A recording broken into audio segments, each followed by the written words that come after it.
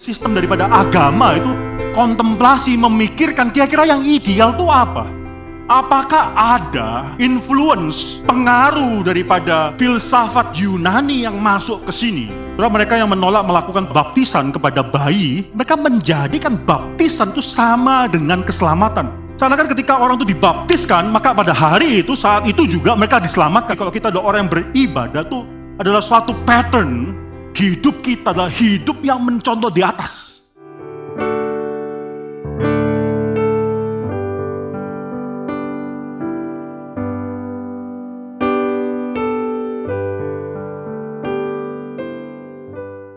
Saya akan melanjutkan khotbah pada hari ini masuk dalam Ibrani pasal yang ke-8. Suatu bagian Ibrani yang penting sekali. Ibrani pasal 8, saya akan membacakan sebelumnya dari ayat yang ke-26, pasal 7 ayat 26 sampai pasal 7 ayat ke-28. Lalu saudara membacakan bersama-sama pasal 8 ayat 1 sampai ayat yang ke-6. Hari ini kita akan mengkhotbahkan khususnya pasal 8 ayat 1 sampai 6. Tapi mari kita mengingat apa yang sudah dibahas oleh penulis Ibrani dalam pasal yang ke-7. Saya akan membacakan bagi saudara pasal 7 ayat ke-26 sampai 28. Sebab imam besar yang demikianlah yang kita perlukan, yaitu yang saleh, tanpa salah, tanpa noda, yang terpisah dari orang-orang berdosa dan lebih tinggi daripada tingkat-tingkat sorga. Yang tidak seperti imam-imam besar lainnya yang setiap hari harus mempersembahkan korban untuk dosanya sendiri dan sesudah itu barulah untuk dosa umatnya. Sebab hal itu telah dilakukannya satu kali untuk selama-lamanya ketika ia mempersembahkan dirinya sendiri sebagai korban. Sebab hukum Taurat menetapkan orang-orang yang diliputi kelemahan menjadi imam besar. Tapi sumpah yang diucapkan kemudian daripada hukum Taurat menetapkan anak yang telah menjadi sempurna sampai selama-lamanya. Pasal 8.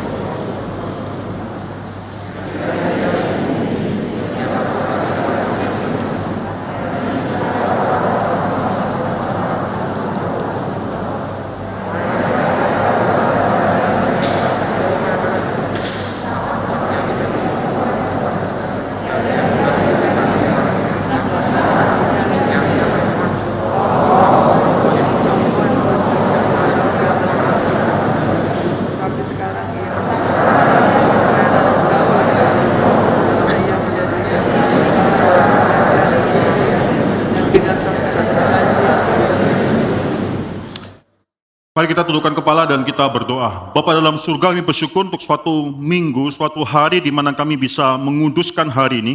Karena hari ini telah dikuduskan oleh Tuhan bagi kami, untuk kami bisa bersekutu bersama. Datang ke tempat ini. Kami bersyukur ya Tuhan untuk segala pemeliharaan daripada Tuhan.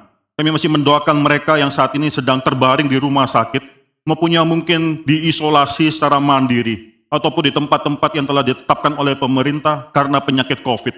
Ya Tuhan, di tengah-tengah segala sendirian mereka, atau perasaan bagaimana mereka adalah orang-orang yang kasihan dan perlu dikasihani, Tuhan berikan pada mereka suatu penghiburan ya Tuhan. Pada saat ini mungkin banyak sekali keluarga-keluarga yang memerlukan penghiburan daripada Tuhan, dan Tuhan berikan bukan hanya penghiburan saja, tapi juga Tuhan memberikan kelepasan daripada segala kesulitan hidup mereka. Kami juga mendoakan ya Tuhan, demikian banyak usaha daripada pemerintah yang harus dilakukan untuk beberapa bulan ke depan, untuk waktu-waktu ke depan, dalam membagikan, mendistribusikan, dan melakukan vaksinisasi yang diperlukan oleh begitu banyak rakyat, dan khususnya dokter-dokter dan perawat-perawat yang ada di front line, yang merawat mereka yang sedang sakit. Kami mendoakan juga kestabilan daripada negara Amerika, yang sejak tanggal 6 Januari yang lalu, beberapa hari yang lalu, sudah mengesahkan, yaitu senator-senator sudah mengesahkan presiden berikutnya. Kami berdoa ya Tuhan untuk suatu transfer of power, suatu perpindahan kekuasaan dalam waktu 10 hari yang akan mendatang ini, daripada presiden yang lama menjadi kepada presiden yang baru. Kami percaya Tuhan bahwa Tuhan ada dan Tuhan memegang segala kuasa, kedaulatan dan kontrol atas sejarah. Tidak ada satupun pemerintahan yang bukan berasal daripada kuasa dan bukan berasal daripada karena kehendak Tuhan. Kami berdoa ya Tuhan untuk negara ini. Dan khususnya itu gereja-gereja di Amerika. Ajar kami juga ya Tuhan, untuk mengetahui bahwa pengharapan kami hanyalah pada Tuhan. Bahwa pengharapan kami bukan pada dunia pada saat yang sementara ini. Pengharapan kami bukan pada partai-partai politik tertentu atau oknum-oknum tertentu. Pada akhirnya kami percaya tidak ada satupun alam maut yang mungkin menghancurkan gereja. Itulah janjimu kepada gereja dan kami berpegang pada janji tersebut. Kami bersyukur ya Tuhan karena dalam setiap hal yang kami lalui, yang kami alami, baik dalam hidup kami secara pribadi, maupun hidup kami sebagai suatu bangsa, ataupun hidup daripada kerajaan Tuhan di atas permukaan bumi ini, kami memiliki Tuhan yang terus membentuk kami. Berdoa untuk mereka sekali lagi yang ada di Amerika untuk 10 hari ke depan, kiranya kehendak Tuhan dinyatakan dan kemuliaan Tuhan dapat membentuk gereja di sana dan juga kami ya Tuhan. Kami serahkan pemberitaan firman Tuhan pada pagi hari dalam tangan Tuhan. Kami datang dengan mungkin problema atau pergumulan beban yang berbeda-beda. Tapi kiranya ketika firman Tuhan akan diberitakan, kami bersyukur, kami menyerahkan hati kami menyerahkan pikiran kami menyerahkan beban kami dalam tangan Tuhan. Berkatilah keluarga kami yang turut beribadah bersama dengan kami pada saat ini. Ya berkat Tuhan juga turun dan tercurahkan atas mereka. Dari yang paling tua sampai yang paling muda, hari ini, pagi ini, mendapatkan berkat daripada firman Tuhan. Dalam nama Tuhan Yesus Kristus kami berdoa dan mengucap syukur. Amin. Saudara perhatikan di sini penulis Ibrani itu seakan sedang mengarang suatu lagu. Dalam lagu tersebut ada suatu dinamika, bukan cuma tempo, tapi ada dinamika. Dan ini bicara mengenai suatu superlatif, mengenai bagaimana Kristus itu demikian agung. Dia melebihi daripada nabi-nabi sebelumnya, dan bahkan dia melebihi daripada seluruh imam-imam sebelumnya, saudara. Dialah imam besar yang terakhir tersebut. Saudara bisa melihat lagu yang dikarang oleh penulis Ibrani sudah mencapai forte pada saat ini, F. Demikian keras suara tersebut, tapi belum yang paling keras. Belum dinamika tersebut yang paling tinggi, masih belum ada fortissimo, apalagi fortissimo masih belum keluar. Saudara bisa melihat pada pasal-pasal berikutnya, khususnya dari pasal yang ke-8 sampai pasal yang ke-10, penulis Ibrani akan menceritakan lebih besar lagi mengenai kemuliaan Kristus ini. Kalau kita tadi sebelumnya dari pasal 5 ayat yang pertama khususnya, saya pasal 7 ayat ke-28, sebelum pasal yang ke-8, kita melihat bagaimana Kristus sudah ditetapkan sebagai imam melebihi daripada imam-imam yang lainnya, yang berdasarkan peraturan daripada hukum Taurat. Kristus, anak Allah tersebut, melebihi mereka semua karena Kristus telah ditetapkan berdasarkan sumpah. Itu akhir daripada Ibrani pasal 7, bicara mengenai betapa besarnya Kristus yang telah ditetapkan berdasarkan sumpah, bukan berdasarkan hukum yang sementara tersebut. Luar biasa, akhirnya dalam Ibrani pasal yang ke-8, nanti sampai Ibrani pasal yang ke-10, saudara bisa melihat ada 3 hal yang penting yang berkenan dengan apa yang Kristus lakukan sehingga dia bisa menjadi imam yang lebih besar. Yang pertama, dia bisa lihat di sini, ditekankan dalam Ibrani pasal 8 ayat yang ke-6, Kristus adalah pengantara daripada perjanjian yang lebih mulia, a better promise dalam bahasa Inggrisnya. Kristus adalah pengantara daripada suatu perjanjian yang lebih baik, dan saudara bisa melihat di sini bagaimana nanti ayat yang ke-7 sampai ayat ke-13 daripada pasal yang ke-8 berbicara mengenai perjanjian yang lebih baik ini. Coba buka Alkitab saudara bisa lihat dalam pasal 8 ayat ke-7 ayat ke-13, nanti akan disambung lagi dengan ayat yang pasal 9 ayat yang ke-11 dan seterusnya. Saudara bisa melihat bagaimana Kristus di sana adalah pengantara daripada perjanjian yang baru. Tapi bukan cuma perjanjian yang baru saja yang membuat akhirnya Kristus menjadi suatu mediator yang lebih baik tersebut. Tapi Alkitab di sini pasal 8 juga mengatakan Kristus adalah suatu perjanjian yang lebih baru karena dia melayani di kemah yang lebih baik. A better, atau dikatakan di sini kemah yang sejati atau true sanctuary dalam bahasa Inggrisnya. Berbeda dengan semua imam-imam besar orang ordo daripada Lewi tersebut, Kristus melayani dalam satu kemah yang bukan dibuat oleh tangan manusia, tapi dibuat oleh tangan Tuhan itu sendiri, yaitu yang di sorga. Kristus melayani di kemah yang lebih baik. Saudara bisa melihat, saudara, nanti dalam pasal yang ke-9, ayat yang pertama sampai ayat yang ke-10 itu bicara mengenai tempat kudus dan membandingkan antara di bumi dan yang di surga tersebut. Kemah a better sanctuary tersebut. Tapi bukan hanya itu saja, dan Kristus bisa melakukan semua ini karena dia, Ibrani pasal 8 ayat yang ketiga, semua imam besar ditetapkan untuk mempersembahkan korban. nanti penulis Ibrani kan mengatakan bahwa Kristus memberikan korban yang lebih sempurna daripada semua imam-imam besar tersebut. Imam-imam besar daripada suku Lewi hanya memberikan korban yang adalah binatang yang tidak bisa, dikatakan oleh penulis Ibrani, tidak bisa mengampuni dosa manusia, tidak bisa mengampuni dosa manusia. Tapi Kristus nanti akan memberikan dirinya sendiri. Itu korban yang jauh lebih sempurna. Bukan cuma kita mendapatkan suatu promise yang lebih baik, suatu janji yang lebih baik, suatu janji yang lebih mulia, bukan cuma itu yang kita dapatkan. Kita mendapatkan hasil pekerjaan, pengorbanan dari seorang imam besar yang mengorbankan sesuatu yang lebih baik, saudara. Itu yang dimaksudkan oleh penulis Ibrani, dan saudara bisa melihat nanti dalam Ibrani pasal yang ke-10 dan seterusnya sampai ayat yang ke-18. Itu bicara mengenai persembahan yang lebih sempurna ini, apa yang Kristus lakukan bagi kita. Saudara, kita belum mencapai fortissimo, belum. Saudara, kita baru sampai forte. Ini suatu lagu yang makin lama akan semakin lebih keras secara volume untuk memberitakan mengenai siapa Kristus, dan kita harus mempersiapkan diri kita untuk melihat kemuliaan daripada Kristus yang demikian penting bagi penulis Ibrani di sini, saudara. Ada beberapa hal yang penting yang kita harus lihat di sini. Nanti kita akan menyimpulkan, nanti dalam akhir khotbah ini saya akan menyimpulkan mengenai 5 hal yang menjadikan mengapa Kristus jadi imam yang lebih penting, lebih besar ini. Tapi sebelumnya kalau saudara perhatikan, dalam ayat yang ke-1, saudara, pasal 8 ayat ke-1 itu kata satu kalimat yang sangat penting sekali, yang mengatakan di sana bahwa imam besar, kita mempunyai imam besar yang demikian, such is the great priest we have, yang duduk di sebelah kanan takhta yang maha besar di surga. Kata duduk, saya tidak akan capek mengulangi, karena kata ini adalah satu kata yang demikian penting bagi penulis Ibrani. Karena tidak ada satupun imam-imam besar daripada imam-imam dan imam besar, khususnya imam besar daripada suku Lewi yang memiliki hak untuk duduk. Tidak ada. Kalau saya perhatikan sekali lagi, saudara, Ibrani pasal yang ke-10 sekali lagi. Kalau kita buka Ibrani pasal 10, dan saya ini mungkin ketiga kali saya bicara mengenai Ibrani pasal yang 10 agak jump ahead.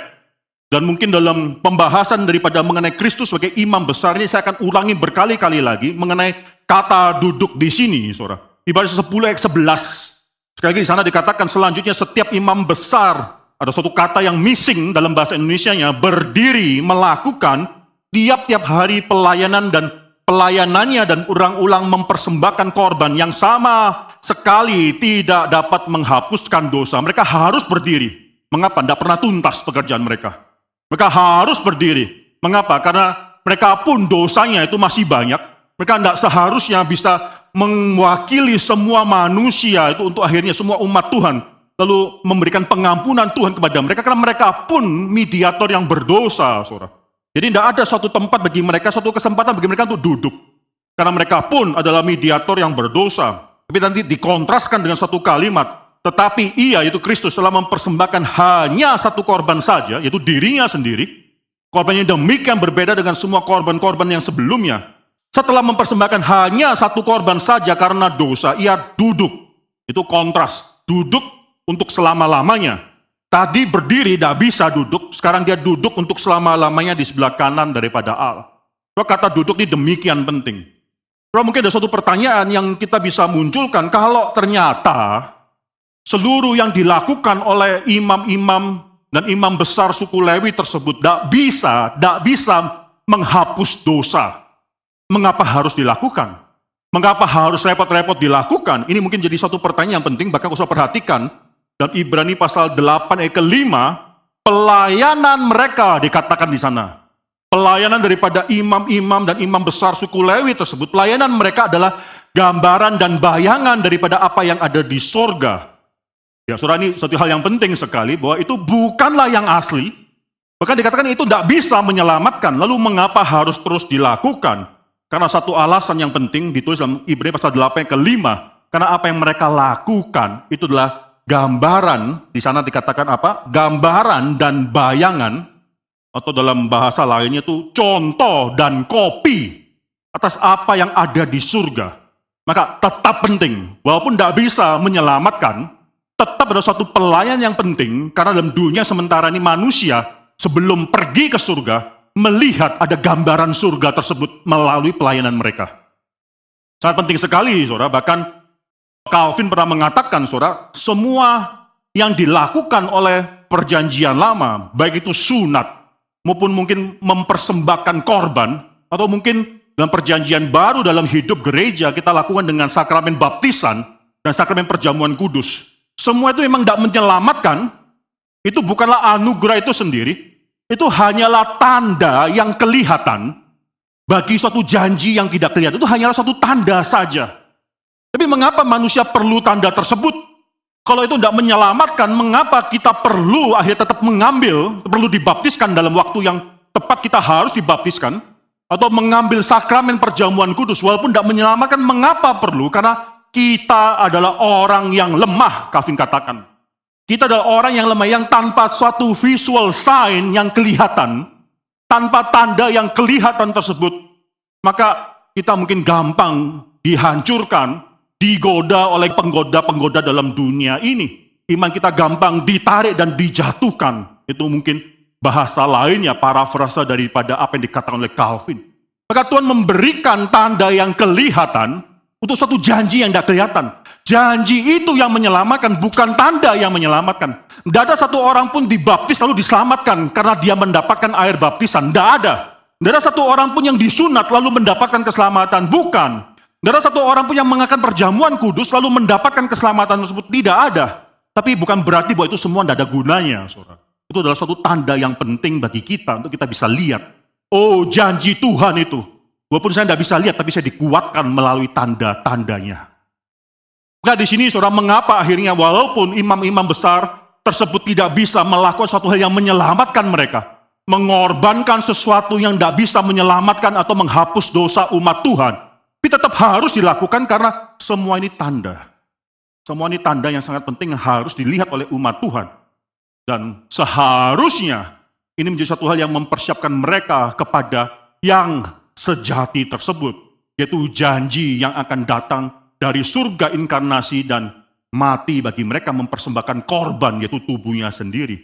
Tapi akhirnya yang salah adalah mereka lebih percaya tanda daripada janji tersebut.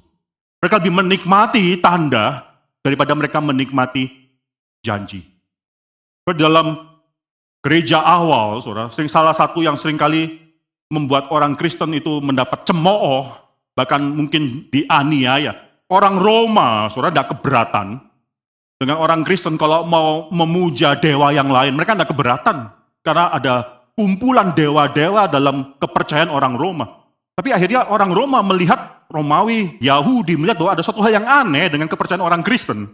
Mengapa? Karena orang Kristen itu tidak ada tanda yang kelihatan. Tidak ada priest, tidak ada imam, tidak ada korban yang mereka sembelih. Semua agama melakukan hal tersebut. Orang Kristen tidak ada imam, tidak ada korban yang mereka sembelih, bahkan tidak ada lagi yang namanya temple, bait Allah. Itu menjadi suatu hal yang mereka katakan, suatu hal yang menjadikan iman Kristen suatu hal yang inferior. Itu rendah. Mengapa? Kami memiliki tanda-tanda yang bisa kelihatan. Kami memiliki suatu hal yang sangat visible sekali. Tapi justru bagi penulis Ibrani, fakta bahwa kita sekarang tidak lagi memiliki imam, fakta bahwa kita tidak lagi memiliki korban yang harus dipersembahkan, fakta bahwa kita tidak lagi memiliki suatu bait Allah, atau dalam Ibrani tidak pernah pakai kata bait Allah, tapi pakai kata kemah suci. Kita memiliki semua itu, fakta itu menunjukkan bahwa iman Kristen justru lebih superior. Mengapa? Karena imam besarnya sudah ke sana satu kali, tidak keluar lagi. Imam besarnya sudah ke surga dan tidak perlu. Bahkan dikatakan dalam Ibrani pasal 8 ayat keempat, sekiranya dia di bumi ini, maka dia tidak mungkin bisa menjadi imam. Mengapa? Karena di sini di bumi telah ada orang-orang yang mempersembahkan persembahan menurut hukum Taurat. Sekiranya Kristus tidak pernah kembali ke surga, maka dia tidak pernah bisa menjadi imam besar. Kristus kembali ke surga, dalam Yohanes pasal 16 ayat yang ke-7, Yesus Kristus katakan kepada murid-muridnya, lebih baik, lebih berguna bagi kamu kalau saya kembali. Karena ketika dia kembali menunjukkan bahwa dia adalah imam besar yang selama-lamanya. Kalau dia masih di bumi ini, tidak ada gunanya bagi kita. Kalau dia masih di bumi ini, maka dia adalah orang yang berada di bawah hukum Taurat. Ada imam-imam, demikian banyak imam-imam yang lainnya, imam-imam besar yang melakukan tugas keimaman mereka berdasarkan hukum Taurat. Tidak perlu dia. Tapi faktanya adalah dia sudah kembali, maka dia melakukan suatu hal yang luar biasa. Jadi kita bicarakan mengenai 5 hal berkenaan dengan imam besar yang Kristus yang demikian agung ini. Coba perhatikan di sini, saudara, di sini dikatakan bahwa yang mereka lakukan, kelima sekali lagi, pasal 8 yang kelima, pelayanan mereka, pelayanan daripada imam-imam Lewi tersebut, pelayanan mereka adalah gambaran dan bayangan. Saudara, apa itu gambaran dan bayangan? Ini bukan suatu hal yang abstrak, tidak, seakan mereka lakukan suatu hal yang mereka pikir mirip dengan apa yang harus dilakukan, tidak. Gambaran di sini adalah dalam bahasa Grekanya hypodeigma, itu kata aslinya hypodeigma. Lalu gambaran dan bayangan di sini dalam bahasa aslinya lebih tepat diterjemahkan sebagai kopi, saudara, skia, kopi. Jadi apa yang mereka lakukan itu berdasarkan apa yang ada di surga tersebut. Ini menjadikan pelayanan mereka juga tetap penting sebenarnya. Selama itu hanyalah cuma menjadi tanda, bukan anugerah itu sendiri. Coba di sini saya mau membahas kalimat yang pertama, yaitu gambaran hypodeigma tersebut dalam bahasa Grekanya. Coba berkali-kali dalam Alkitab, dalam kitab Ibrani, disebutkan juga dalam Ibrani pasal yang keempat. Coba kita buka. Ibrani pasal yang keempat, ayat yang ke-11. Ya, Ibrani pasal 4 yang ke-11 itu hypodeigma keluar di sana.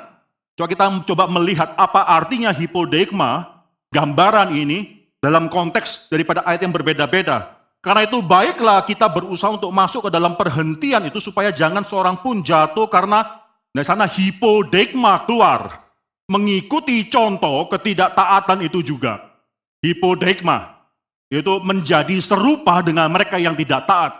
Jadi jangan sampai kita menjadi serupa dengan orang-orang Israel yang tidak taat sehingga mereka tidak bisa masuk dalam tanah perjanjian. Itu maksud di sana. Menjadi serupa dengan mereka.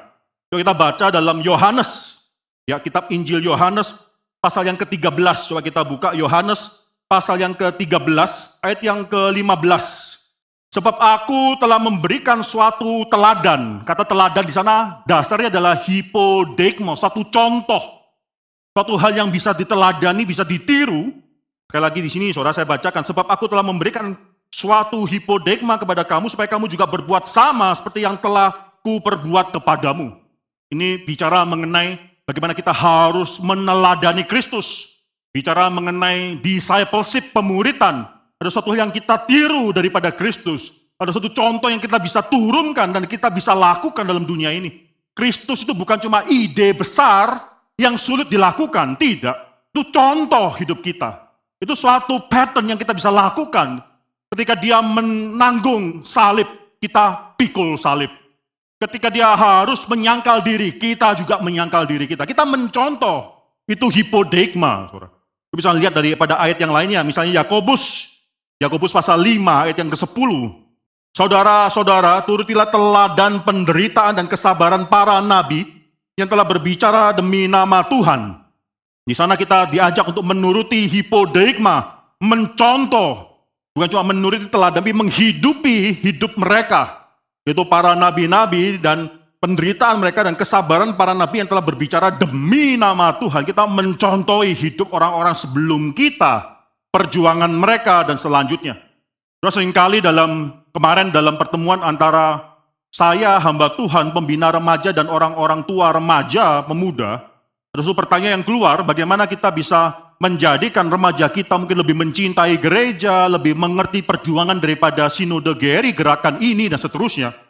Sebenarnya simple, hypodeigma. Itu bagaimana kita sebagai orang tua memberi contoh, teladan kepada mereka. Mereka hidup itu adalah refleksi daripada hidup kita. Kalau kita gampang keluar kata kasar, jangan heran kalau anak-anak kita juga gampang keluar kata kasar. Kalau kita gampang akhirnya marah di rumah dengan kemarahan yang mungkin tidak bisa kita kontrol, jangan heran mereka akan mencontoh hal tersebut. Cara bicara kita akan dicontoh oleh anak kita. Kenapa? Karena itu mereka cuma menuruti teladan. Bagaimana akhirnya membuat mereka bisa mencintai gereja? Saya tanya orang tua. Bagaimana orang tua mencintai gereja? Bagaimana orang tua akhirnya mencintai mereka yang ada dalam gereja? Bagaimana bisa membawa mereka akhirnya meneladani suatu semangat perjuangan di dalam gerakan reform Injili? Orang tua bagaimana? Apakah engkau menjadi teladan bagi mereka? Apakah engkau menginginkan mereka mencontoh teladan, meneladani engkau? Itu semua tergantung daripada orang tua. Jangan menganggap pendidikan anak-anak remajamu pemudamu tanggung jawab gereja. Bukan. Sekali lagi saya katakan gereja itu second layer. Bekerja bersama dengan orang tua. Tapi first layernya, perjuangan pertama, layer pertama adalah orang tua itu sendiri. Soalnya di sini saudara hipodegma, menjadi teladan. Itu menggunakan kata hipodegma tersebut. Kita bisa mencontoh, menjadi imitators yang meniru, meneladani, menghidupi cara hidup. Baik itu nabi-nabi sebelum orang-orang yang sebelum kita yang berbicara dalam nama Tuhan, demi nama Tuhan, atau Kristus anak Allah itu sendiri. Kalau kita baca 2 Petrus, kalau kita buka 2 Petrus saudara, 2 Petrus pasal yang kedua. 2 Petrus pasal yang kedua ayat yang ke-6. 2 Petrus pasal 2 ayat ke-6. Dan jikalau Allah membinasakan kota Sodom dan Gomora dengan api, dan dengan demikian memusnahkannya dan menjadikannya suatu peringatan, itu hipodegma, saudara. Ya, suatu peringatan maksudnya adalah suatu contoh bagi mereka, suatu peringatan, suatu contoh untuk mereka yang hidup fasik di masa-masa kemudian. Apa yang Tuhan lakukan di masa yang lalu, termasuk penghakiman Tuhan bagi Sodom dan Gomora, itu cuma suatu contoh, example. Suatu hari nanti dalam penghakiman yang terakhir, Yesus sendiri katakan, Kapernaum, Kapernaum, engkau akan lebih dihakimi lebih daripada Sodom. Kalau Sodom melihat apa yang kulakukan pada saat itu, kota itu pasti akan ada sampai saat ini. Tapi Kapernaum, engkau telah menolak apa yang kulakukan, apa yang kukatakan, maka engkau pasti akan dibuang ke dalam tempat yang lebih rendah tersebut. Saudara, contoh demikian penting. Maka di sini, saudara, sangat penting sekali kita melihat kembali dalam kitab Ibrani. Mari kita buka kitab Ibrani pasal yang ke-8. Saudara, tenda tersebut, kemah suci yang ada di dalam padang belantara tersebut, dan juga para pelayan kemah tersebut, pelayanan mereka itu semua adalah, di sini dikatakan gambaran dan bayangan, kurang serk, saudara, terjemahannya, mungkin lebih tepat dikatakan adalah suatu contoh eksek, bukan cuma suatu gambaran yang ide, bukan, atau bayangan atas suatu hal yang kita pikirkan, enggak. Kalau saudara pernah belajar arsitektur, saudara, mungkin saudara pernah pakai kertas kopi, kertas yang lain, atau tracing. Tracing itu mungkin mirip semacam demikian, itu mengcopy berdasarkan, bukan kita lihat, kita kira-kira dimensi apa, enggak, itu mencontoh dengan sangat tepat sekali, tracing. Kita taruh kertas tersebut di jendela atau di tempat di mana bawahnya ada terang, lalu kita mengikuti garis, sehingga jiplak, itu mungkin lebih tepat, menjiplak apa yang ada di atas, itu maksudnya di sini, saudara. Di sini sangat penting sekali, sehingga pelayanan daripada mereka tersebut adalah pelayanan yang digambarkan oleh apa yang dilakukan oleh Kristus. So, mendengarkan hal ini saja, kita langsung mendapatkan satu perspektif yang baru. Sebelumnya, sebelum pasal 8, Kristus tuh kayak menjadi satu exception terhadap apa yang sudah established. Itu mereka adalah imam-imam berdasarkan ordo daripada Lewi. Nah sekarang Kristus menjadi satu exception, bahwa Kristus ditetapkan sebagai suatu dengan sumpah, dengan ordo daripada Melkisedek. Berbeda. Mereka yang norm, Kristus yang exception. Sekarang dikatakan pelayanan mereka adalah bayang-bayang. Pelayanan mereka adalah suatu pelayanan yang mencontoh saja apa yang ada di surga, itu pelayanan daripada Kristus.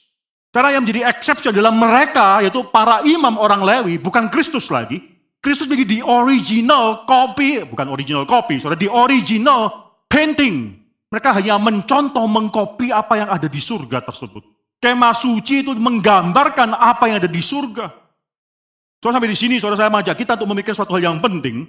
Apakah ada influence, pengaruh daripada filsafat Yunani yang masuk ke sini? Itu justru pertanyaan penting. Saudara mungkin tahu bagaimana Plato, filsafat dia itu membedakan yang di atas dan yang di bawah. Yang di atas adalah dunia daripada ide, itu adalah form. Yang di bawah ini matter. Ada suatu perbedaan antara form and matter, antara materi yang ada dalam dunia ini. Materi ini cuma bayang-bayang apa yang ada di atas. Di atas ini, yang di atas itu sempurna, yang di bawah ini tidak sempurna. Terus kan ada suatu pengertian bahwa jangan-jangan filsafat Yunani masuk dalam Alkitab. Apalagi saudara, kitab Ibrani ini tidak dikanonisasikan awal, tapi akhir. Pada awal hidup daripada gereja ini, banyak sekali orang Kristen pada zaman itu yang tidak menganggap ini suatu kitab yang diinspirasikan oleh Tuhan, yang harus masuk dalam kitab kanonisasi perjanjian baru. Mereka tidak memikirkan ke sana. Ada kitab lainnya seperti Shepherd of Hermas misalnya, yang mereka pikirkan sebagai suatu kitab yang sangat penting sekali. Irenaeus, seorang bapak gereja pada abad yang kedua, itu bahkan pernah menganggap bahwa Shepherd of Hermas menjadi bagian daripada kanon yang harus masuk dalam kitab suci. Tapi akhirnya kita tidak pernah tahu, saudara tidak pernah tahu buku Shepherd of Hermas. Kan tidak pernah masuk, akhirnya tidak pernah masuk dalam abad ke-4, tidak masuk dalam kanonisasi. Tapi kitab Ibrani kita kenal. Pada abad ke-4 dikanonisasikan dan kitab Ibrani yang masuk bukan Shepherd of Hermas. Akhirnya oleh pekerjaan daripada Roh Kudus, gereja mengakui bahwa Ibrani bukan Shepherd of Hermas yang harus masuk di dalam kanonisasi Alkitab Perjanjian Baru. Tapi ada orang yang memikirkan mungkin Gnosticism, mungkin filsafat daripada Yunani sudah makin lama makin masuk dalam gereja. Dan memang akhirnya saudara bisa melihat bagaimana gereja pada medieval itu sudah dipengaruhi juga oleh Platonism atau khususnya juga Neoplatonism. Gereja membedakan misalnya dua layer antara yang sacred dan yang secular. Pekerjaan-pekerjaan yang kudus dan pekerjaan-pekerjaan yang biasa, yang sekular. Menjadi hamba Tuhan itu satu hal yang kudus, sacred. Tapi menjadi orang yang membersihkan jalan atau membenarkan sepatu pada saat itu. Atau pekerjaan-pekerjaan yang biasa saja, cocok tanam, berdagang dan seterusnya, itu satu pekerjaan yang sangat sekuler sekali, yang rendah. Saudara, ini masuknya filsafat Yunani masuk dalam hidup gereja pada saat itu, memang pernah gereja dipengaruhi. Tapi apakah Alkitab dipengaruhi oleh filsafat Yunani? Ketika kita bicara mengenai kemah di dalam dunia, ini adalah cuma suatu bayangan, kopi daripada kemah yang di surga. Ini kan bahasa daripada Plato. Sangat mirip sekali dengan bahasa daripada Plato. Saudara, bahkan Plato juga mengatakan yang di atas dunia ide, dunia form, itu dunia yang sempurna. Yang di bawah ini yang tidak sempurna. Saya seringkali menggunakan suatu sampel atau contoh yang sangat mudah sekali kalau saudara menggambarkan lingkaran. Saudara bisa coba sekarang, kalau ada bolpen, coba gambarkan lingkaran yang sesempurna mungkin. Saudara buat gambar lingkaran, tetap peot, saudara. Tetap ada yang tidak sempurna. Mengapa? Karena ide mengenai lingkaran yang sempurna itu adanya cuma di sana. Ide doang, tidak ada di sini. Kita tidak bisa menggambarkan yang sempurna. Coba gambar sesempurna mungkin. Sebaik mungkin. Bahkan pakai jangka, saudara coba gambar. Saudara dibesarkan dengan kacamata pembesar, dengan mikroskop kelihatan ujung atau tepi daripada lingkar tersebut, itu ada ridges-nya, saudara. Ada ripple-nya. Tidak sempurna. Tidak licin 1%. Mengapa? Karena pensilnya juga tidak sempurna. Semua yang ada dalam dunia ini tidak sempurna. Plato melihat ketidaksempurnaan dalam dunia ini. Tapi dia tidak bisa menjelaskan. Plato melihat bahwa dunia ini memang tidak sempurna, ada kematian, ada suatu perbuatan daripada manusia yang tidak sempurna, tapi dia tidak bisa menjelaskan bahwa ketidaksempurnaan tersebut datang karena manusia bukan Tuhan, dan apalagi manusia sudah berdosa. Plato bukan hanya tidak bisa menjelaskan mengapa dunia tidak sempurna, Plato tidak bisa menjelaskan apa solusinya. Tidak ada konsep keselamatan dalam pemikiran daripada Plato, itu tidak ada. Tidak ada konsep daripada salvation, apalagi salvation daripada luar manusia. Baik Plato maupun juga Socrates, mereka percaya mengenai konsep daripada nyawa, eternal soul, mereka percaya. Tapi bagi mereka eternal soul tersebut adalah soul yang terus berreinkarnasi. Masuk, mati dan hidup daripada orang-orang selanjutnya. Mereka tidak ada konsep yang break the history, itu tidak ada. Mereka tidak ada konsep mengenai bagaimana keselamatan dari luar manusia masuk ke dalam sejarah manusia. Tidak ada konsep tersebut. Bahkan dewa-dewa mereka, ala-ala mereka hidupnya mirip seperti manusia yang berdosa. Dewa mereka bisa cemburu, dewa mereka bisa akhirnya merebut istri dewa lain untuk menjadi istrinya sendiri. Dewa mereka bisa melakukan perjinahan dan seterusnya. Tidak ada konsep keselamatan, yang adalah kerusakan. Demikian juga akhirnya dalam pemikiran daripada Plato, ketika Plato memikirkan mengenai dunia yang ide tersebut. Dan dunia yang di sini, itu adalah cuma bayangannya dia. Dari mana dia tahu ada dua level tersebut? Nggak mungkin dia bisa mengatakan hal tersebut. Maka demikian berbeda pemikiran Plato dengan pemikiran apa yang dikatakan oleh Alkitab. Dan saya akan menekankan 3 hal yang penting. Yang membedakan Ibrani pasal 8 ini dengan pemikiran daripada filsafat Yunani. Sekali lagi saudara, 3 hal yang penting yang membedakan pemikiran daripada penulis Ibrani dalam Ibrani pasal 8 dengan filsafat Yunani. Sebelum saya menceritakan hal itu, saudara, Aristotle, kalau saudara pernah melihat gambaran daripada Ravello mengenai The School of Athens, di mana satu gambar yang demikian besar itu ada di Vatikan. Saya pernah lihat dalam satu ruangan gambar tersebut, itu ruangan daripada Ravello, itu gambaran yang demikian besar, The School of Athens. Kalau di sana saudara-saudara bisa melihat ada semua banyak sekali filosof-filosof di Athena. Oh, ada 2 filosof yang besar, itu Plato dan Aristotle. Dan hanya mereka yang di tengah berdiskusi, Plato menunjuk ke atas, nanti Aristoteles menunjuk ke bawah, saudara. Plato sedang mengajarkan, dia bawa buku namanya Timaeus, mengajarkan mengenai the eternal world and the temporary atau physical world. Dunia yang eternal, dunia yang kekal, dan dunia yang sementara. Itu Plato ajarkan, dia menunjuk kepada atas. Yang sementara, itu adalah dunia yang bisa berubah, tapi yang kekal, dunia yang tidak bisa berubah. Plato mengerti mengenai hal ini. Yang di atas adalah dunia yang tidak bisa berubah. Oleh karena itu adalah dunia yang bisa dipikirkan dengan contemplation, dengan kontemplasi, dan seterusnya. Dunia yang di bawahnya dunia untuk sensasi, dunia untuk opini, dan seterusnya. Tapi bukan dunia daripada para filosof. Filosof memikirkan yang eternal, the unchanging, yang tidak bisa berubah. Aristoteles menghadap daripada berseberangan dengan Plato, dan dia menunjuk ke bawah, bawa buku namanya Etika. Dia menunjuk ke bawah, yang real adalah dunia yang di sini. Jadi dia berlawanan dengan gurunya sendiri. Plato adalah guru daripada Aristoteles. Plato mengatakan dunia di sana yang penting. Aristoteles mengatakan enggak, di sini yang penting.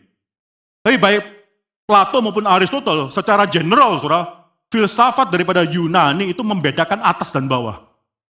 Dalam kosmologi daripada Aristoteles Ptolemy, itu dunia dibedakan antara dunia yang celestial di atas dan dunia yang terestrial di bawah, bumi ini.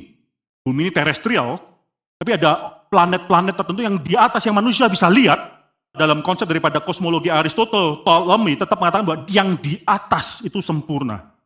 Yang di bawah ini terestrial itu tidak sempurna. Yang celestial itu sempurna. Terestrial kita bisa melihat bagaimana ada gunung, lembah, surface-nya pun tidak sempurna.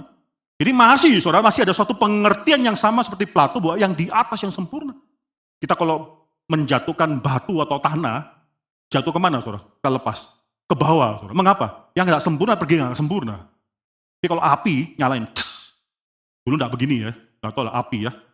Api kemana? Nggak ada api yang pergerakannya ke bawah itu nggak ada. Selalu ke atas. Mengapa? Karena api itu lebih sempurna. Menuju pada yang sempurna yang ada di atas. Sama, saudara, Plato atau Aristoteles memikirkan mengenai perbedaan dua dunia. Yang di atas itu pasti sempurna. Sampai suatu hari pada abad yang ke-17, Galileo pakai teropong dia dan membawa dan meneropong bulan. Karena bulan itu mirip di atas, tapi mirip seperti di bumi. Ada kawahnya, ada gunungnya. Permukaan bulan itu enggak smooth. Enggak, tapi ada kawah-kawahnya tersebut.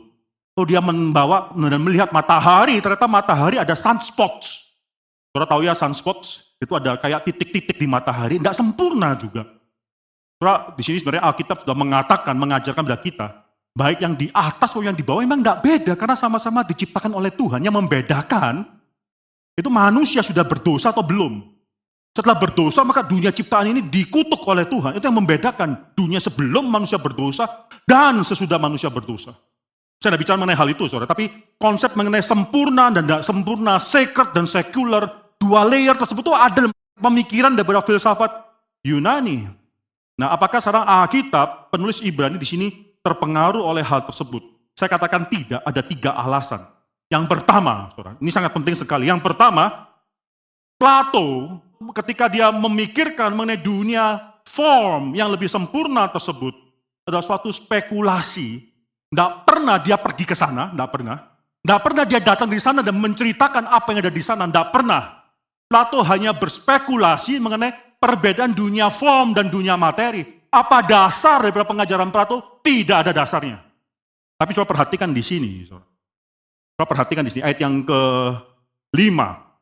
Ya, pelayanan mereka adalah gambaran dan bayangan dari apa yang ada di surga, sama seperti yang diberitahukan kepada Musa ketika ia hendak mendirikan kemah. Lalu kutip, ini perkataan Tuhan langsung. Ingatlah, demikian firman-Nya, bahwa engkau membuat semua itu menurut contoh yang telah ditunjukkan kepadamu. Tuhan yang memwahyukan. Luar biasa, jadi memang ada kayak similarity antara Ibrani pasal 8 ini dengan filsafat daripada Yunani, tapi berbeda, sangat berbeda sekali. Ini Tuhan sendiri yang memwahyukan.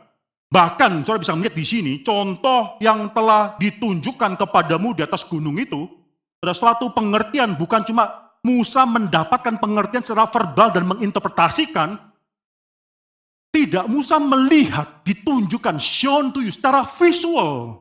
Musa dibawa untuk melihat surga, dan Musa melihat apa yang ada di surga, dia akhirnya melakukan. Itu menjadi contoh apa yang dia kerjakan di bumi ini. apa yang ada di bumi, kalau kita adalah orang yang beribadah tuh adalah suatu pattern, hidup kita adalah hidup yang mencontoh di atas. Hidup kita adalah hidup yang memandang ke atas. Jangan mau sama dengan orang dunia melihat ke samping, apalagi menjadi seperti orang binatang. Kalau kita hidup di suatu zaman modern yang mengatakan bahwa manusia pun itu hanya binatang yang berevolusi. Jadi kalau binatang melakukan hubungan homoseksual, dan banyak sekali binatang melakukan hubungan homoseksual, manusia lumrah juga menginginkan hubungan homoseksual. Bukan masalah moral, bukan masalah dosa, itu lumrah dilakukan oleh dunia binatang. Maka kita yang adalah binatang juga bisa melakukannya juga. Tidak usah bicara mengenai standar moralitas daripada Tuhan dan seterusnya. Karena kita hanya mencontoh. Surah Alkitab mengatakan tidak, kita mencontoh yang di atas. Kita mencontoh hidup daripada Kristus. Kalau Kristus pernah menyangkal dirinya sendiri, dia akhirnya pernah memikul salib, kita juga diminta melakukan yang sama. Kita dibangkitkan bersama dengan Kristus, kita menderita bersama dengan Kristus, kita akan dimuliakan bersama juga dengan Kristus. Kita mencontoh hidup yang ada di atas. Itu pemimpin kita, imam besar kita yang sudah menang. Tapi bukan hanya itu saja, ya Alkitab mengatakan Tuhan yang sudah mewahyukan. Tuhan yang memberikan wahyu tersebut. Bukan Musa yang mengira-ngira kira-kira kayak apa ya surga itu. Bukan itu. Itu adalah agama. Agama adalah imajinasi manusia untuk mencoba menerka-nerka apa keinginan daripada Tuhan. Tapi dalam kekristenan Tuhan yang mewahyukan dirinya. Tuhan yang memberikan kepada Musa yaitu membawa dia untuk melihat surga dan jangan lupa engkau akan membuat kemah suci seperti gambarannya dari surga dan Musa membuatnya. Terus apa yang dia lihat berbeda sekali dengan patung.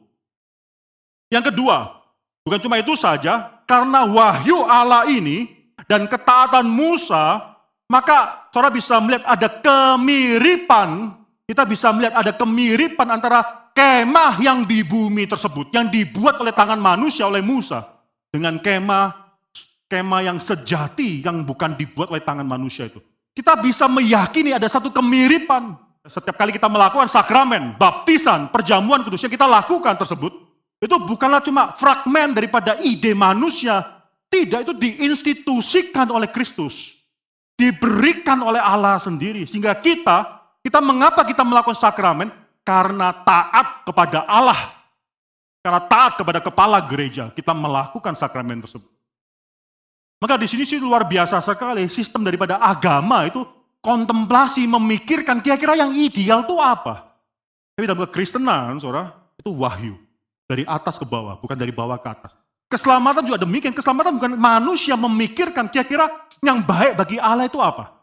Yang bisa diterima bagi Allah itu apa. Cilakalah kita kalau kita sudah bertahun-tahun mendengarkan firman Tuhan, tapi masih memikirkan bahwa keselamatan itu adalah usaha manusia. Apa yang kita pikirkan?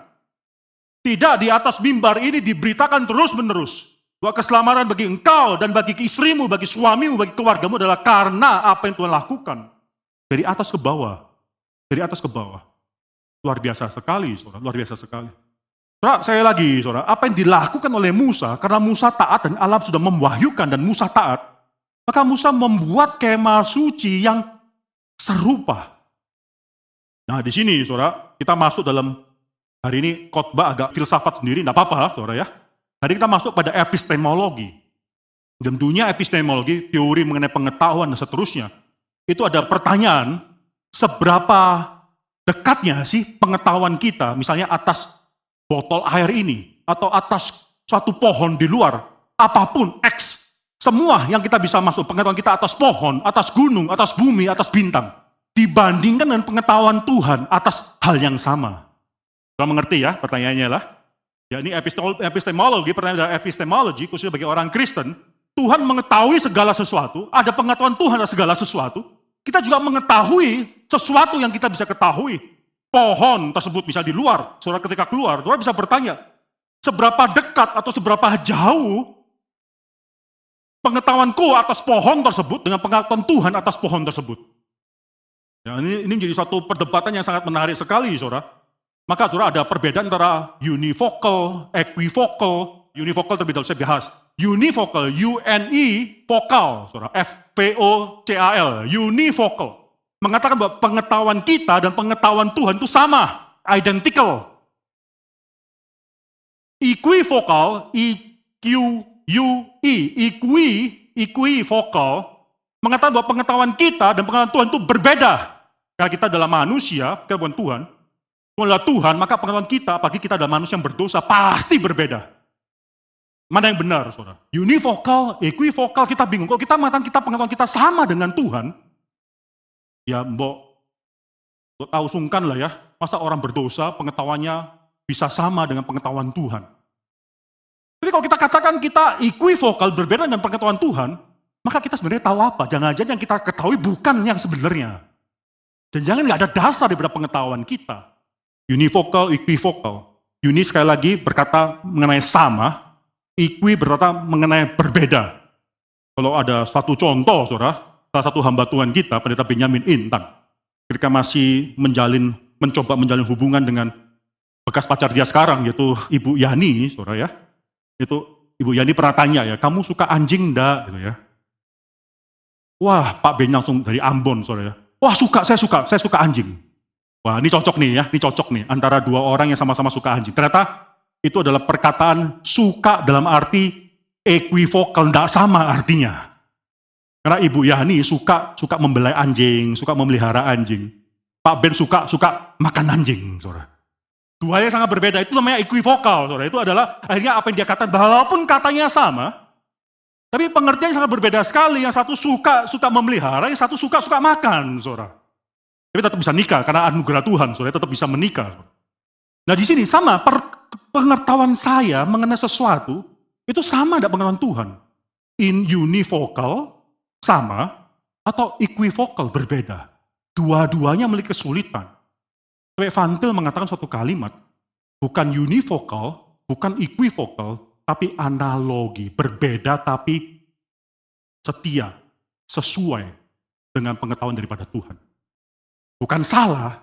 Kalau saudara perhatikan di sini, saudara, ini ada satu kalimat yang penting di sini, ayat kedua, saudara, dan yang melayani ibadah di tempat kudus, yaitu di dalam kemah sejati. Dalam bahasa aslinya itu true tabernacle. True di sini adalah kemah yang benar, yang sebenarnya. Lawannya itu bukan false, bukan salah. Sedangkan yang dilakukan oleh Musa, kemah yang dia dirikan, kemah suci yang didirikan adalah satu kemah yang salah. Yang bertentangan dengan apa yang ada di surga. Enggak. Berbeda, pasti berbeda. Karena kita bukanlah Tuhan, yang kita lakukan bukan yang Tuhan lakukan. Pasti ada perbedaan. Tapi sesuai, analogi. Kemah Musa, kemah yang selaras dengan desain daripada Tuhan.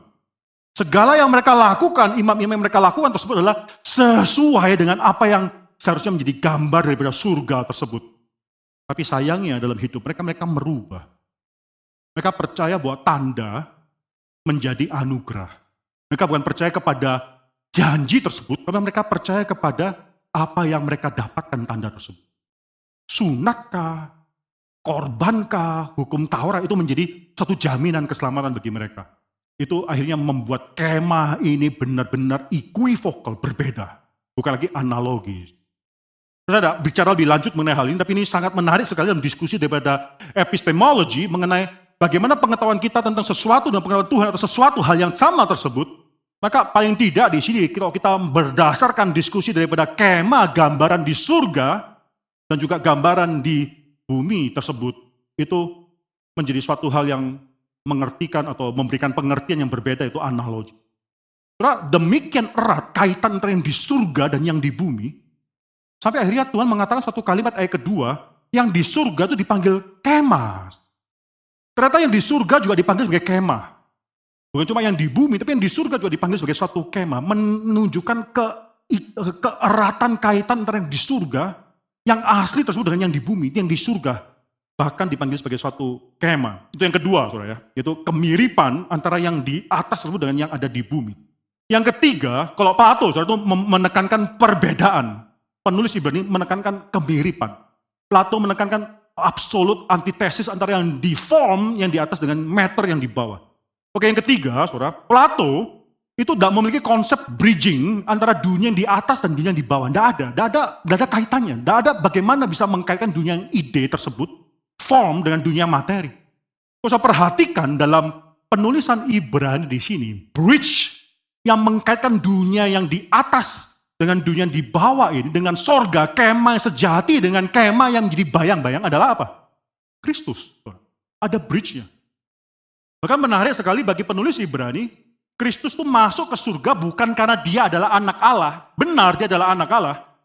Kristus masuk ke surga dan duduk di sebelah kanan daripada Allah Bapa adalah karena dia adalah seorang manusia yang taat sampai mati dan tidak berdosa sehingga dia bisa masuk ke surga. Tempat yang maha kudus tersebut. Itu luar biasa sekali kalau dalam pemikiran Plato tidak mungkin. Yang namanya materi itu masuk ke surga, tidak mungkin. Tidak mungkin namanya materi masuk ke dunia form, itu tidak mungkin karena suatu perbedaan yang demikian sangat besar sekali. Form ya form, dunia form ya dunia form. Tidak ada materi di sana, dunia materi ya dunia materi. Tidak ada yang namanya kaitan, bridge antara dunia materi dan dunia form. Tidak ada. Penulis Ibrani mengatakan Kristuslah kaitannya. Melalui apa yang dia lakukan, khususnya juga melalui siapa dia. Dia adalah imam, dan imam yang setia sampai mati. Dia mempersembahkan yang terbaik tersebut. Maka dia bisa masuk kepada dunia yang atau tabernacle, kemah yang sejati tersebut. Sangat berbeda sekali pemikiran daripada Ibrani dengan pemikiran daripada Plato. Soalnya kita harus mengetahui bahwa segala yang dituliskan dalam Alkitab ini adalah nafas daripada Tuhan. Ini bukan filsafat masuk dan menggerogoti iman kita sehingga kita akhirnya bisa meragukan sebenarnya apa yang kita terima ini dari Tuhan atau dari manusia. Memang tidak terlepas dengan filsafat daripada manusia karena manusia adalah penulis kedua, secondary author. Firman Tuhan, nafas Tuhan itu adalah yang penulis pertama atau the primary author. Kita harus percaya bahwa ini adalah firman Tuhan. Tidak ada kesalahan di dalamnya. Sesuatu hal yang Tuhan wahyukan yang demikian berbeda dengan semua filsafat-filsafat dalam dunia ini. Terus saya akan tutup khotbah ini dengan 5 ciri yang menjadikan imam besar ini jatuh imam besar yang begitu lebih baik bagi kita pada saat ini. Yang pertama, dikatakan di sini bahwa dia sudah duduk, sekali lagi, saudara, duduk itu penting. Ayat yang pertama, kita mempunyai imam besar yang demikian yang duduk. Saudara, di sini, saudara, kata duduk ini diulangi berkali-kali dalam kitab Ibrani, ada 5 kali. Ibrani pasal, coba kita buka ya. Ibrani pasal yang pertama. Kita buka. Di pasal yang pertama, ayat ketiga, itu dikatakan, ia duduk di sebelah kanan yang maha besar di tempat yang tinggi. Itu yang pertama kali keluar kata duduk. Duduk dan kanan. Keluar 5 kali di Ibrani. Ia duduk di sebelah kanan Allah Bapa yang maha tinggi. Khususnya duduk 5 kali. Ibrani pasal 1 ayat ke-13.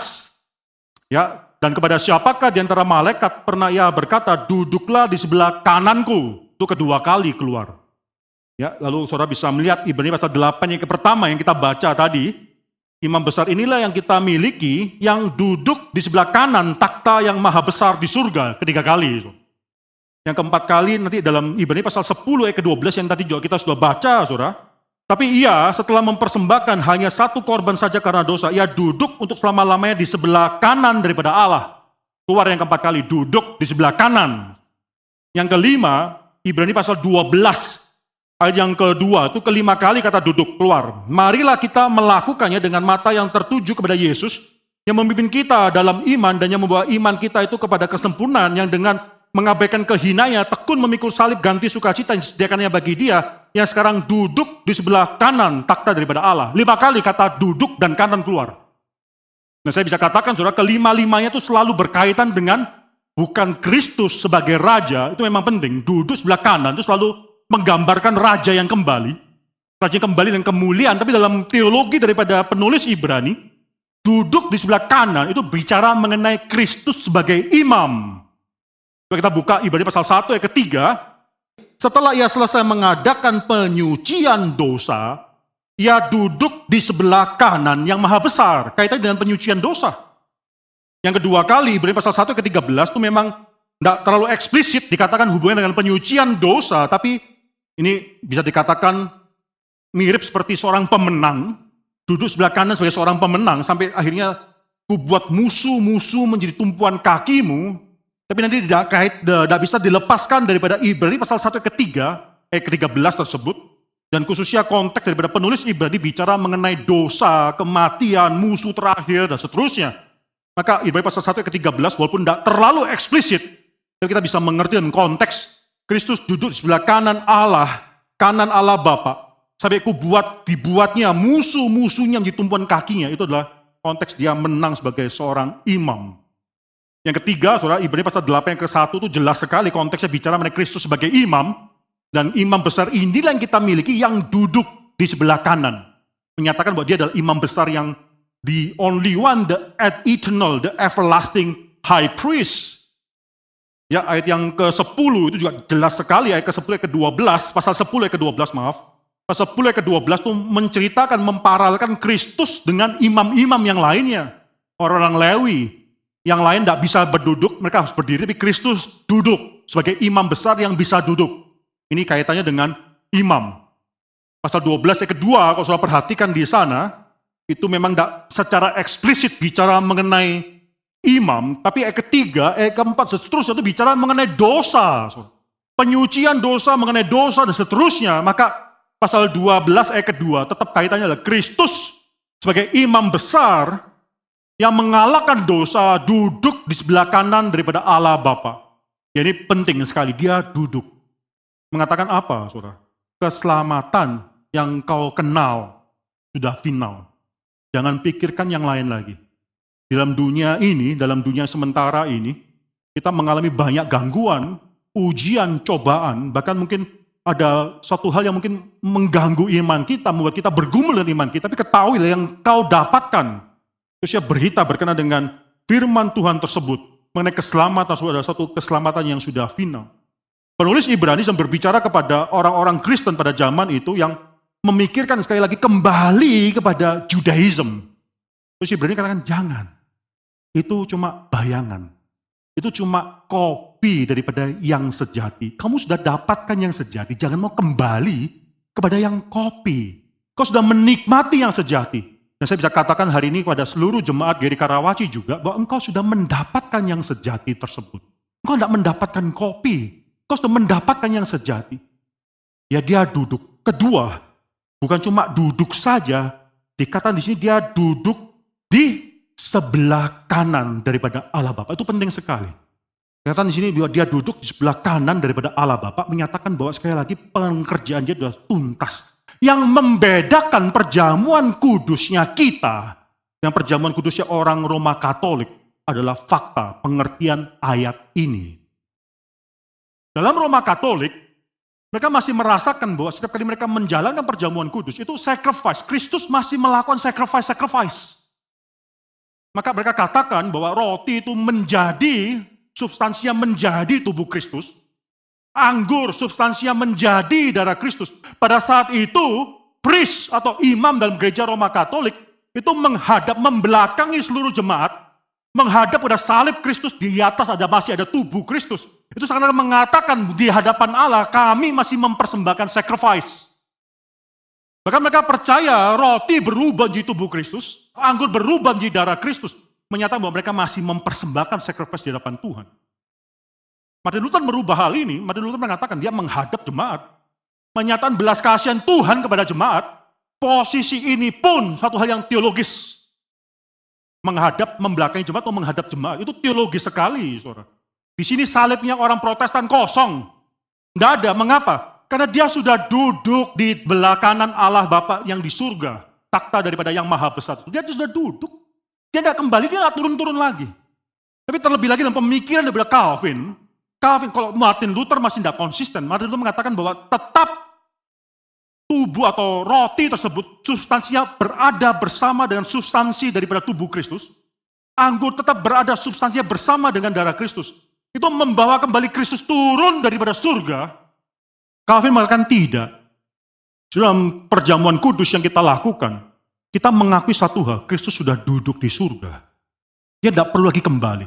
Kita yang dibawa rohnya ke surga untuk bisa menikmati, makan dan minum daging dan darah Kristus. Bukan Kristus diturunkan lagi setiap kali kita mengadakan perjamuan kudus.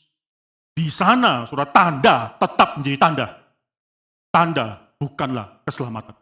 Sakramen yang kita lakukan, yang kita lihat dengan mata kita, sakramen baptisan, sakramen perjamuan kudus, itu hanyalah tanda atas suatu hal yang sudah sempurna dikerjakan oleh Kristus. Tanda.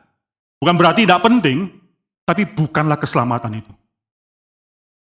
Saudara, mereka yang menolak melakukan baptisan kepada bayi, infant baptism, gereja reform melakukan, bayi yang baru lahir sebisa mungkin tidak perlu tanpa delay dibaptiskan. Itu kita percaya satu hal, bahwa itu adalah tanda. Mereka yang tidak mau melakukan hal itu dan dengan alasan, bukankah nanti waktu besar mereka bisa mengingkari iman mereka? Mereka menjadikan baptisan itu sama dengan keselamatan. Karena kan ketika orang itu dibaptiskan, maka pada hari itu, saat itu juga mereka diselamatkan. Lalu ntar besar bagaimana? Nanti kalau mereka mengingkari iman mereka bagaimana? Tanpa mereka sadar, orang besar pun dibaptiskan juga bisa mengingkari iman mereka. Bisa juga. Yang kedua, saudara, seringkali kita tanpa sadar juga, mungkin yang seringkali mengabarkan Injil di rumah sakit, memiliki pemikiran yang demikian, ini orang sudah lagi mau mati. Kalau dia sudah mau mati, telepon. Him, pendeta Budi, wah nggak bisa dikontak. Saya nggak bisa dikontak. Lalu terjadi suatu pemikiran, saya yang baptiskan aja. Ya kan? Saya mau baptiskan, belum mati, emergency, pendetanya nggak bisa dikontak. Atau macet, atau whatever lah. Nggak bisa dikontak, sekarang saya membaptiskan karena ini emergency. Calvin katakan nggak perlu. Nggak perlu, kenapa? Karena itu cuma tanda, bukan keselamatan. Cuma tanda atas suatu janji yang tidak kelihatan, tanda yang kelihatan. Calvin katakan tidak perlu orang itu dibaptiskan. Yang membaptiskan tetap adalah mereka yang sudah diordain, dikhususkan dalam memberitakan firman Tuhan dan membaptiskan. Selain daripada itu, Calvin katakan tidak perlu. Mengapa? Tanda. Mengapa? Karena yang itu sudah duduk dan tidak pernah datang lagi, tidak perlu. Yang itu sudah duduk di sebelah kanan, sudah tuntas yang dia lakukan. Keselamatan itu bukanlah yang kita lakukan secara visual, secara fisikal, bukan. Tapi sudah tuntas dia genapkan. Itu yang pertama duduk, yang kedua adalah duduk, arti duduk di sebelah kanan daripada Allah di dalam takhta yang maha besar. Selama-lamanya dia duduk. Yang ketiga, yang penting di sini, saudara, dia bukan cuma duduk di surga. Yang kedua, ayat kedua, kalau perhatikan di sana, Ibrani pasal 8 yang kedua. Dan yang melayani ibadah di tempat kudus. Dia akan duduk di sana diam-diam, tidak melakukan apa-apa. Dia tetap menjadi pelayan. Dia melayani tempat yang maha kudus. Nah, ini bersukacita kita mengetahui satu hal, bahwa dia masih melayani. Berarti satu hal, bahwa dia bukanlah orang yang seperti imam-imam sebelumnya. Mereka semua tidak melayani kita. Imam-imam besar tersebut adalah imam-imam besar yang sudah mati. Mereka bukan imam besar yang tetap bisa melayani kita. Siapa yang kita kenal? Harun kah? Kayafas kah? Atau siapa yang kita kenal? Imam besar siapa yang kita pernah kenal? Semua sudah mati. Tidak bisa terus melayani. Imam besar yang kita miliki adalah imam besar yang terus melayani bahkan di tempat yang maha kudus tersebut. Tuntas pekerjaan dia. Kitab mengatakan dia juga terus melayani di tempat atau kemah yang sejati itu. Yang keempat, saudara, yang terakhir di sini, kita bisa katakan bahwa dia menjadi miliknya kita. Coba kita baca yang pertama di sini, saudara. Inti segala yang kita bicarakan itu ialah kita mempunyai imam besar. Itu kalimat yang sangat menguatkan kita. Dia bukan cuma jauh di sana, melihat, memperhatikan, hendak kita memiliki imam besar macam demikian. Itu punyanya kita. Miliknya kita, saudara. Tidak ada satupun dari kita bisa mengatakan kita memiliki Harun. Tidak bisa. Mengapa? Karena Harun sudah mati. Dia hanya melayani satu zaman tertentu dan setelah itu dia mati. Kita bisa mengatakan bahwa kita memiliki imam-imam besar yang lainnya. Tidak bisa. Tapi kita memiliki imam besar itu. Alkitab dengan sangat uniknya di sini penulis Ibrani bukan mengatakan bahwa dia memiliki kita. Tapi kita memiliki dia. Kita yang memiliki dia. Kita yang memiliki imam besar yang semacam demikian ini. Ada satu ayat yang sangat indah sekali, coba kita buka, Mazmur. Mazmur pasal 118. Ya, Mazmur pasal 118. Coba kita baca ayat yang ke-14. Mazmur 118 ayat yang ke-14. Penulis Mazmur di sini mengatakan suatu kalimat, Tuhan, Yahweh itu kekuatanku dan mazmurku. Bahkan di sini dikatakan di sana, Ia telah menjadi keselamatanku. Yahweh menjadi milikku. Yahweh menjadi keselamatanku. Inilah janji Tuhan kepada umat Tuhan. Kalau kita buka Kejadian, saudara. Ini juga dikatakan kepada Abraham. Kejadian pasal yang ke-15. Sayangnya dalam bahasa Indonesianya, terjemahan ini memang susah. Ayat yang pertama, terjemahan ini memang sulit. Ada nuansa yang berbeda, tapi saya akan bacakan dalam bahasa Indonesianya, saudara. Janganlah takut Abraham, akulah perisaimu, upamu akan sangat besar. Translation lain, terjemahan lain adalah janganlah takut Abraham, akulah perisaimu, akulah upamu yang besar itu. Bukan upamu dalam mengikuti aku menjadi sangat besar sekali. Tidak, akulah upamu. Yahweh mengatakan, akulah milikmu. Akulah inheritance yang kau miliki tersebut. Dan pada hari ini, saudara, kita dikuatkan dalam berita firman Tuhan ini, yang mengatakan kepada kita, bahwa imam besar itu adalah milik kita. Imam besar itu milik kita. Sebab imam besar seperti inilah yang kita miliki. Itu menjadi satu kekuatan bagi kita, bagi keluarga kita. Mereka tundukkan kepala dan kita berdoa. Bapa dalam surga, kami bersyukur ya Tuhan untuk semua firman Tuhan yang bisa kami dengarkan, yang bisa hamba-Mu khotbahkan pada hari ini. Bersyukur untuk demikian besarnya imam besar, demikian lebih baiknya imam besar yang kami miliki. Kami bukan memiliki imam besar daripada suku Lewi, tapi kami memiliki imam besar yang adalah anak-Mu sendiri, yang akhirnya tidak merasakan kesamaan dengan Allah sebagai suatu hal yang harus dipertahankan, tapi yang telah berinkarnasi. Dan sekarang dia sudah kembali dan dia lebih baik, lebih berguna bagi kami semua, bahwa dia kembali ke surga kepada Allah Bapa. Ya Tuhan, kami bersyukur untuk finalitas daripada keselamatan yang kami miliki. Kami bersyukur untuk imam besar yang kami miliki ini. Ini dalam pergumulan hidup kami sehari-hari. Ketika kami melalui hidup yang sementara ini, keluarga demi keluarga mendapatkan suatu penghiburan, mengetahui bahwa keselamatan mereka bukan karena usaha mereka. Keselamatan mereka adalah karena mereka memiliki imam besar yang demikian besar.